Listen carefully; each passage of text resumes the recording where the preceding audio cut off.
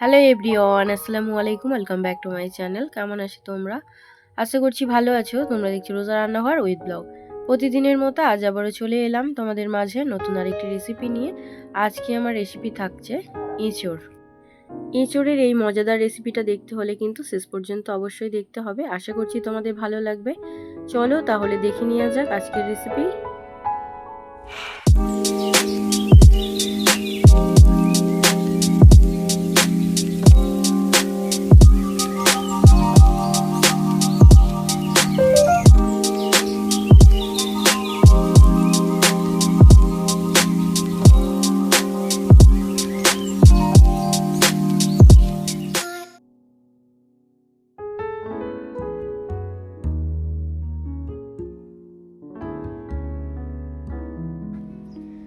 আজকে বানাবো এঁচোড়ের তরকারি। তার জন্য দেখো এখানে নিয়ে নিয়েছি দুটো এঁচোড়, এদিকে নিয়েছি টমেটো, কাঁচা লঙ্কা, আলু, পেঁয়াজ, এদিকে সব মশলাও নিয়ে নিয়েছি।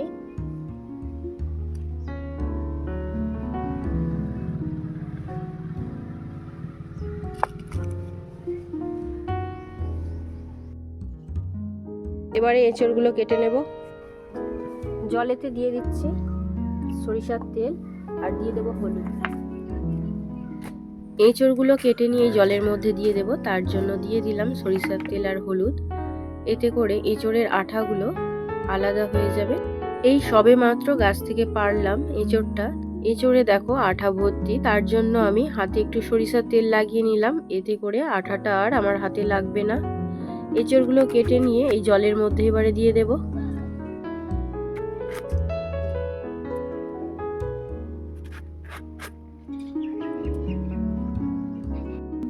এবারে এঁচোড়গুলো ছিলে নেব।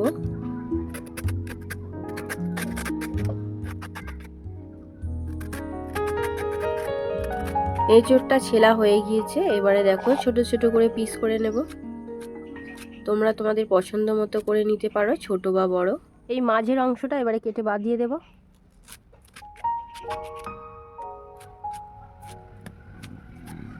এঁচোড়গুলো কাটা হয়ে গিয়েছে। এবার এই জলের মধ্যে দিয়ে দিলাম। এবারে আলু কেটে নেব।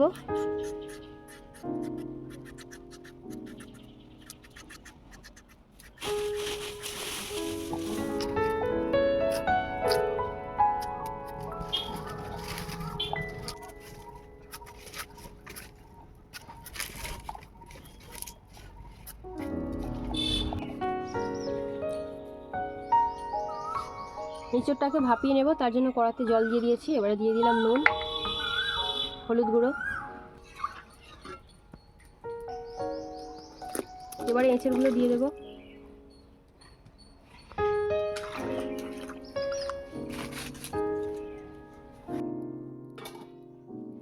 এবারে কাজু আর পোস্তটা বেটে নেব।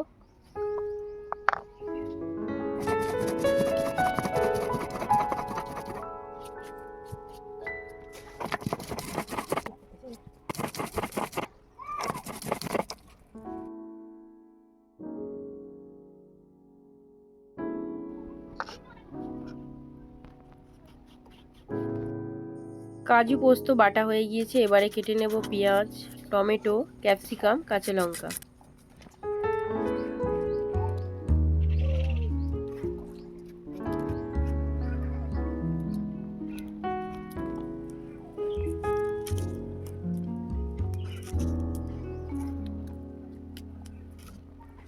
এবারে কেটে নিচ্ছি কিছুটা ধনেপাতা।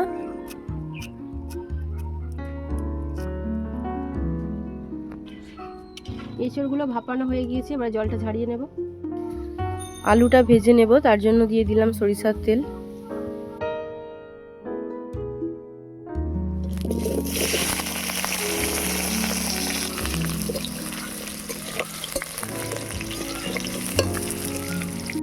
আলুর মধ্যে এবারে দিয়ে দিলাম অল্প একটু নুন, হলুদ গুঁড়ো।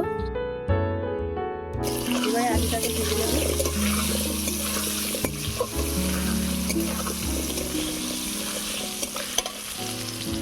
আলু ভাজা হয়ে গিয়েছে। এবারে তুলে নেব।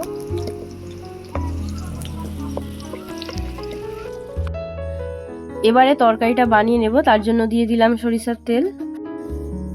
ফোড়নে দিচ্ছি তেজপাতা, শুকনো লঙ্কা আর গোটা গরম মশলা। ফোড়নটাকে একটু ভেজে নেব। ফোড়নটা ভাজা হয়ে গিয়েছে, এবারে দিয়ে দিচ্ছি পেঁয়াজ কুচি।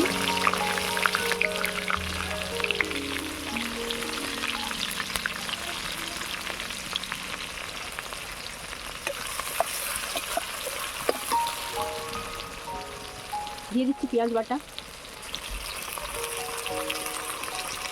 আদা বাটা, রসুন বাটা। আদা রসুন পেঁয়াজটাকে লাল লাল করে ভেজে নেব।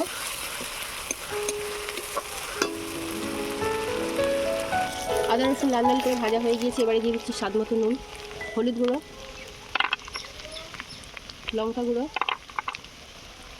কাশ্মীরি লঙ্কা, জিরে গুঁড়ো, ধনে গুঁড়ো, মরিচ গুঁড়ো,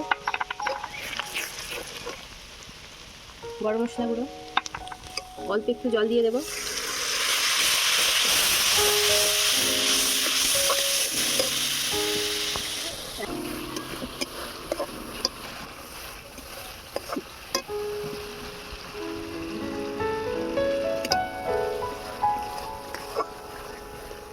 মশলা ভালো করে কষানো হয়ে গিয়েছে, মশলা থেকে তেলও ছেড়ে দিয়েছে। এবারে দিয়ে দেব ভেজে রাখা আলু, দিয়ে দিলাম এঁচড়। আলু আর এঁচড়টাকে ভালো করে কষিয়ে নেব।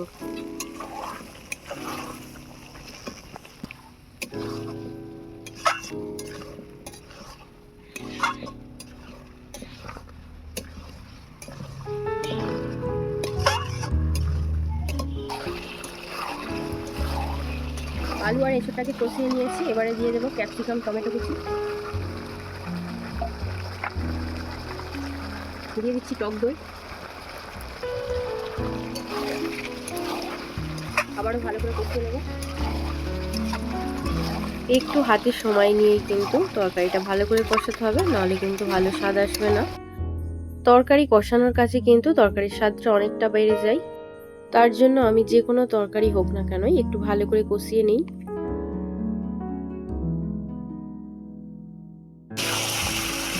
তরকারি ভালো করে কষিয়ে নেওয়া হয়ে গিয়েছে, এবারে পরিমাণ মতো জল দিয়ে নেব।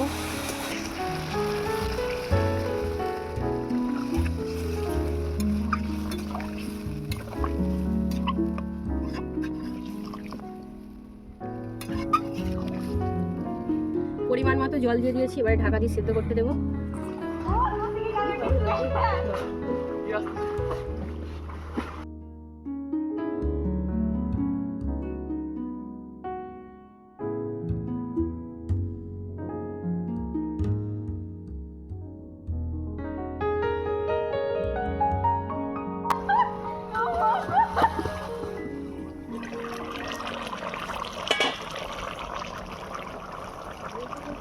এবারে দিয়ে দিচ্ছি কাজু পোস্ত বাটা,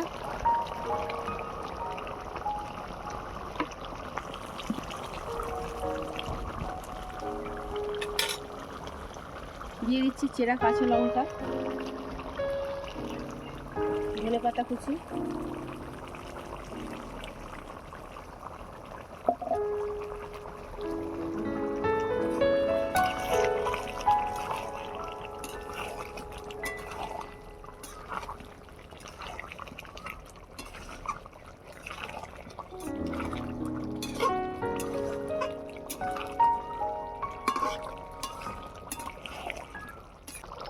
এবারে দিয়ে দেবো গরম মশলা গুঁড়ো,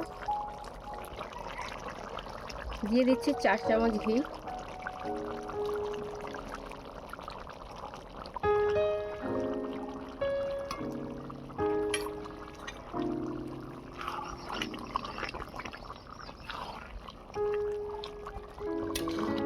তরকারি হয়ে গিয়েছে, এবারে নামিয়ে নেব।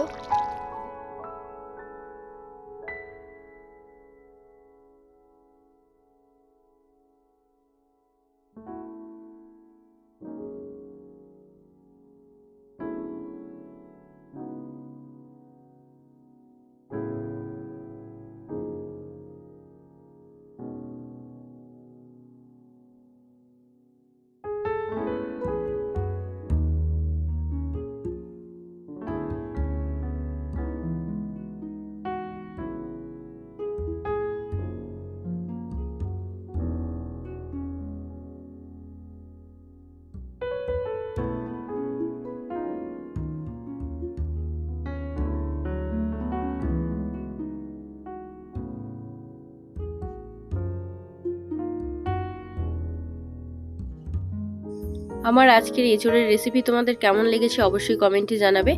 যদি আজকের রেসিপি ভালো লেগে থাকে বন্ধুদের সঙ্গে শেয়ার করো। দেখা হচ্ছে আবারও নেক্সট অন্য কোনো রেসিপির সাথে।